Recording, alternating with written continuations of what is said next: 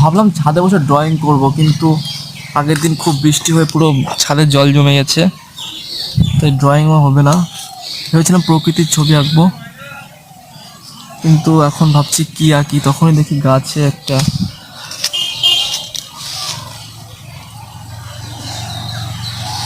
পোকা। কি পোকা বুঝলাম না।